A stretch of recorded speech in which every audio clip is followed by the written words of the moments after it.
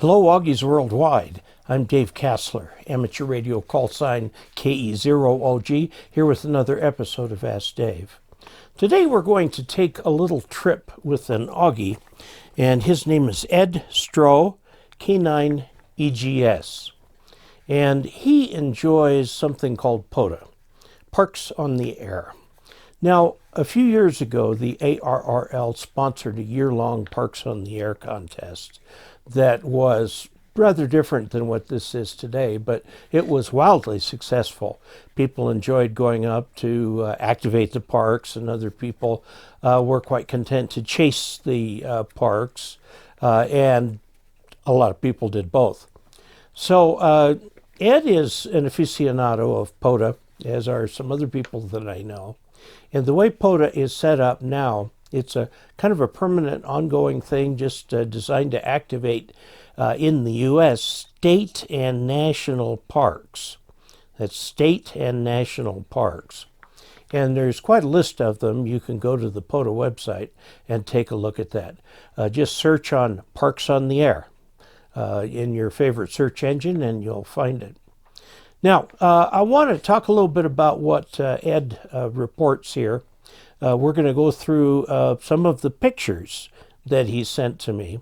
And then after we're all done, I've got one other thing I want to mention.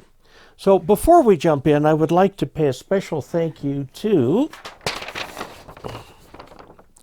Frederick D. Richmond, who is a patron of this channel. That means he helps support this channel financially.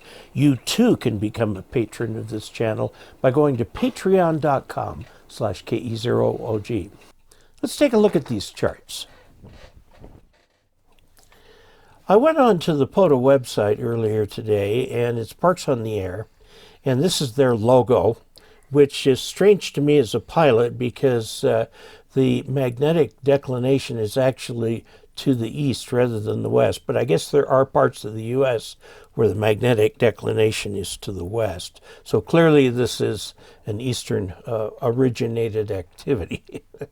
So this is a POTA activation by Ed Stroh, K9EGS.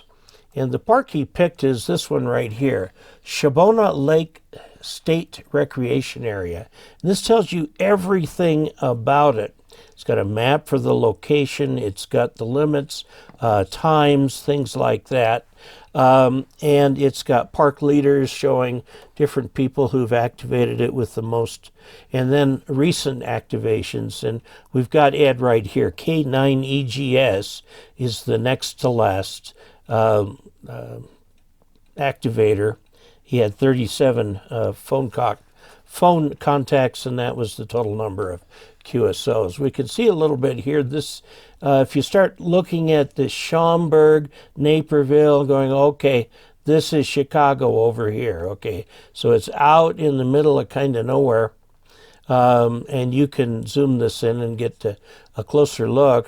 But this is the state park where he enters this, and this is what he has that he takes for him with equipment. This is not from this implementation. This is from a prior implementation, but I wanted to show you all the parts. He's got a lithium-ion battery in here with the appropriate battery case that shows everything he wants to show. This is a little inverter in case he needs lights or something like that. This right here is an MFJ product. This product right here is a battery conditioner. So if this battery starts to go low, this will still see 13.8 volts. Now, normally a lithium-ion battery will run at 13.6 volts or something like that, which is close enough for these.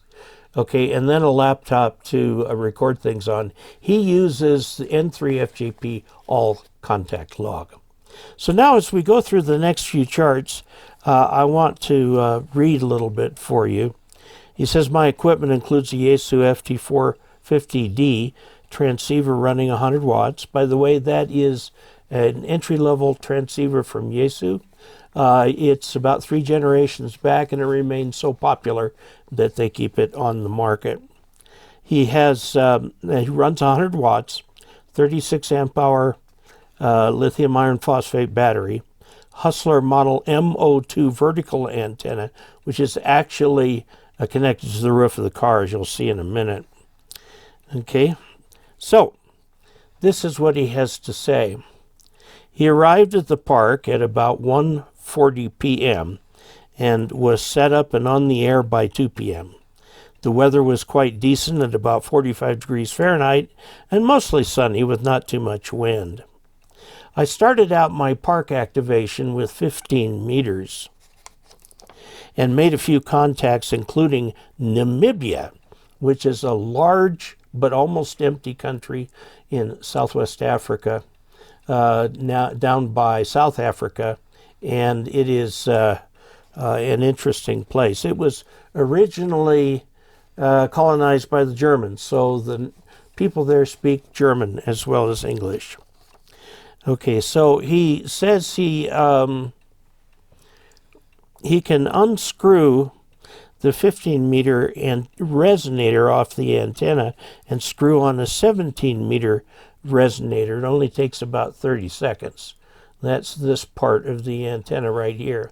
This mag mount, he says, is not sufficient for driving. The thing will blow off, but it's great for parks on the air, and he can just take it off and throw it in the car in between.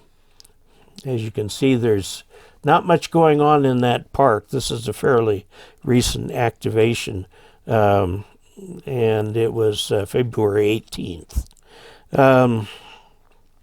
17-meter band was very productive. It made contacts on the West Coast, including California and Washington, as well as the East Coast, Rhode Island, New York, and New Jersey, and even south to Florida and Louisiana, and everywhere in between. The conditions were very good on 17 meters. I finished out my activation on 10 meters. You can see his station set up right here. It's 2 TV trays right there in the back seat of the car. Okay, and he's got his laptop there. I imagine he sits in front of the laptop, and you can get a view of it from the outside, and seeing that there's no modifications, nothing that he has to do to make this work. It's very easy and very straightforward to do. So he's got his big battery down here. Here's your cable and the radio and so on. So he says conditions were very good on 17. Says the band was up and down like a yo-yo. Lots of QSP. 1 minute a station would have signal report of 5.7. Seconds later they would be gone. All of my 10-meter contacts were either at or near the West Coast. Incidentally, early in the morning before I left the park, these solar flux value was through the roof at 343. I have not seen it that high for many years. By the time I arrived home after my park activation, the solar flux was down to a still respectable 167. He says I was quite pleased with the results of my park activation and was able to contact 15 different states, 2 Canadian provinces, as well as the DX contact in Namibia. It was a very pleasant day. Well, that's good. Well, let's, I can stop that. So there you have it, a very nice little summary of Parks on the Air activation, and you get an idea that it can be easy and fun and something that you can do in your car.